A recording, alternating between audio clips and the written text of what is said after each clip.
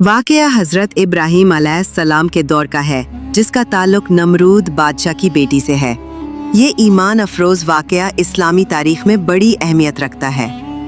नमरूद की बेटी का ईमान लाने का वाक़या। नमरूद एक जालिम और जाबिर बादशाह था, जो खुद को खुदा कहलवाता था। हज़रत इब्राहीम अलैहिस्सलाम ने जब तौहीद का पैगाम फैलाना शुरू किया और बुतों की मुखालफत की, तो नमरूद ने उनको आग में डालने का हुक्म दिया। उस वक्त नमरूद की बेटी, जो अपने बाप के महल में रहती थी, हज़रत इब्राहीम अलैहिस्सलाम के अखलाक, गुफ्तार और किरदार से बहुत मुतासिर हुई। जब हज़रत इब्राहीम अलैहिस्सलाम को आग में डाला गया, तो नमरूद की बेटी भी देख रही थी। उसने देखा कि आग हज़रत इब्राहीम अलैहिस्सलाम को जला नहीं रही, बल्कि वो आग में आराम से बैठे हुए हैं। ये देखकर इसके दिल में एक चिंगारी फूटी कि यकीनन ये शख्स सच्चा है और अल्लाह ताला की मदद इसके साथ है। इस वाक़ये ने इसके दिल को झंझोड़ कर रख दिया।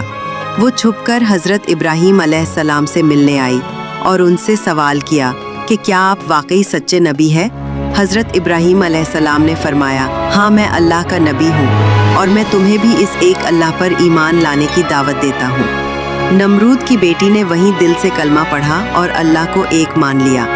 उसने हज़रत इब्राहीम अलैहिस्सलाम पर ईमान ले आया और इस्लाम कबूल कर लिया। जब नमरूद को इस बात का इल्म हुआ तो वो बहुत गज़बनाक हुआ।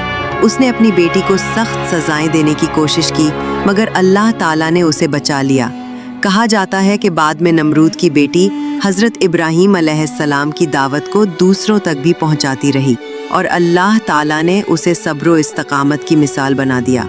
इस वाक़ये से हमें ये सबक मिलता है कि हक़ की तलाश अगर दिल से हो तो अल्लाह ज़रूर रास्ता दिखाता है, चाहे कोई कितने ही बड़े जुल्म और कुफ्र के घराने में क्यों ना पैदा हुआ हो।